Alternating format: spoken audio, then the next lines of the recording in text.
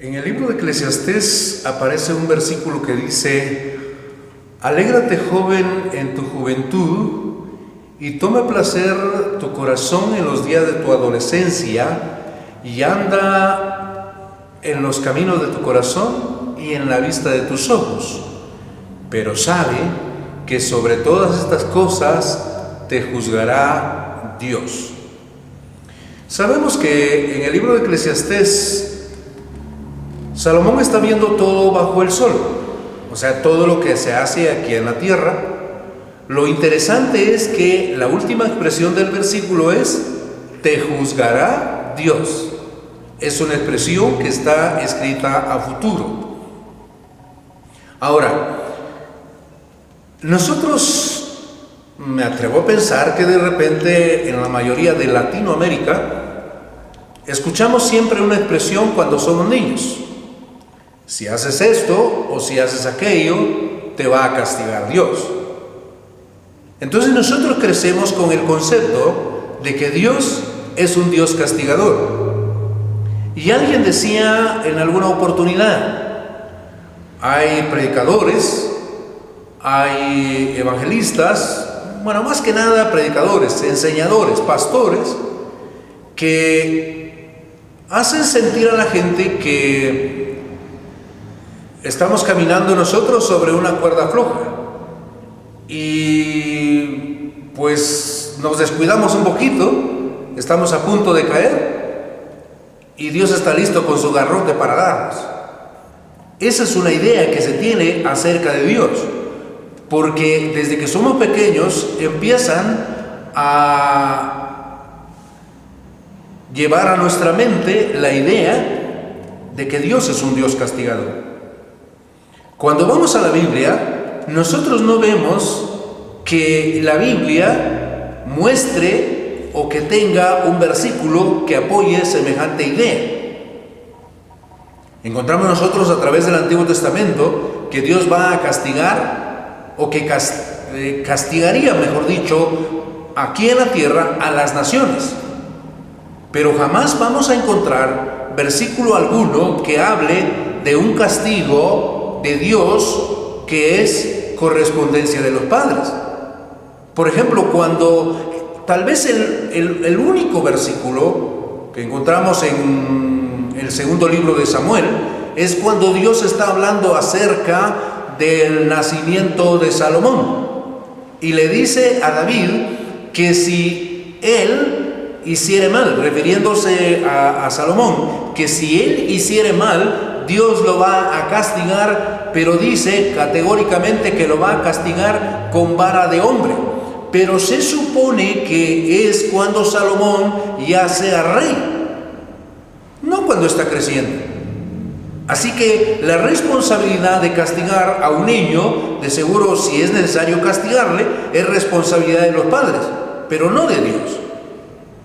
O sea que tenemos que sacar esas ideas de nosotros, porque cuando somos creyentes y somos creyentes ya grandes, creemos que Dios es como nuestro papá. Si nuestro papá era un papá alcahuete, creemos que Dios es alcahuete. Si nuestro papá era un papá muy bueno, creemos que Dios es muy bueno. Pero si nuestro papá era malo, creemos que Dios es malo. Entonces tenemos que dejar esas expresiones que no tienen base en la palabra de Dios. Aquí nosotros vemos que el versículo que Salomón está escribiendo dice al joven: tú puedes hacer lo que te venga en gana, tú puedes hacer lo que quieras, solo que debes saber que sobre todas estas cosas te traerá Dios a juicio, o sea, te juzgará. Nosotros sabemos que bíblicamente hablando, y bueno, no vamos a ponernos a discutir de eso acá, pero queremos mencionar que la Biblia por lo menos menciona el tribunal de Cristo, donde dice que cada uno de nosotros los creyentes dará cuenta de lo que haya hecho, ora sea bueno o sea malo. No se está refiriendo a que se van a juzgar nuestros pecados ahí, sino lo que hicimos después de haber creído en Cristo. Pero también si vamos al libro de Apocalipsis, encontramos que ahí hay un juicio que se conoce como el juicio del gran trono blanco, donde dice la Biblia que estarán pequeños y grandes, ricos y pobres, para ser juzgados. Pero ese juzgamiento no es de obras, sino de personas. Entonces, de que Dios va a juzgar, el pecado lo va a juzgar. Pero no tengamos nosotros no tengamos metida en la cabeza la idea de que Dios es un Dios castigador. Si me está viendo algún adolescente, algún jovencito, realmente, o algún niño, cuando le digan que si haces esto o aquello te va a castigar Dios, es seguro que lo va a castigar, pero hasta en el futuro. No necesariamente va a venir Dios con un rayo, con un trueno, con algo por el estilo, porque Dios no es así. La Biblia dice que Dios es un Dios de amor, es un Dios misericordioso. También dice que es un Dios justo, dice que es un Dios fiel. Y también dice que Dios es fuego consumidor. Tenemos que entender que Dios es un Dios que nos ama, pero también es un Dios que nos ha de castigar un día por causa de nuestro pecado. Una cosa muy interesante es que la Biblia menciona también que, por ejemplo, en el libro de Isaías aparece un versículo que dice: el castigo de nuestra paz fue sobre él, y por su llaga fuimos nosotros curados. Cuando nosotros recibimos a Cristo, tenemos la bendición de que el castigo que pendía sobre nosotros para ser realizado después del juicio que Dios ha de hacer, ese castigo fue realizado en el cuerpo bendito de nuestro Señor Jesucristo en la cruz del Calvario.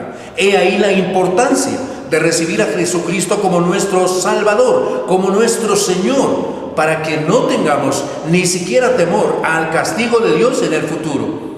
Seguramente alguno me habrá de mencionar lo que dice la carta a los Corintios, en el capítulo 11 y versículo 32. Dice: mas siendo juzgados, somos castigados por el Señor para no ser condenados con el mundo. Eso está refiriéndose a cuando nosotros participamos de la Santa Cena, participamos del partimiento del pan indignamente. Entonces dice, por esa razón, al menos en la iglesia de Corinto, había algunos que estaban enfermos, otros estaban debilitados y otros habían muerto físicamente.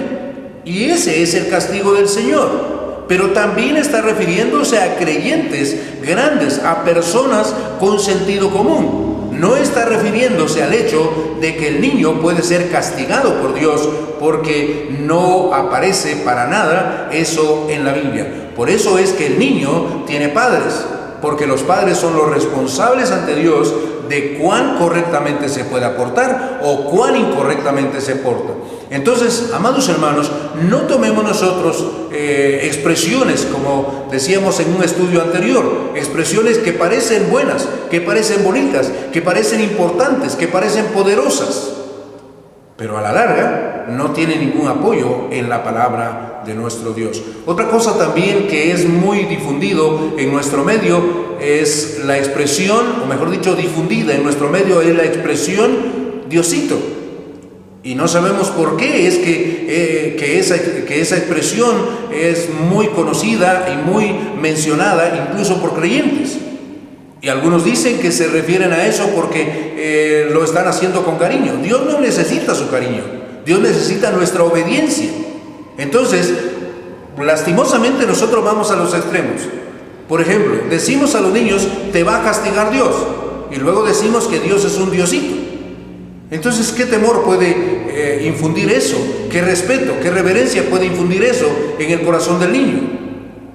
No infunde nada. Así que entonces esperamos en Dios que nosotros entendamos que tú, que eres joven, que eres una señorita, un adolescente o un niño, la Biblia dice que puedes hacer lo que quieras.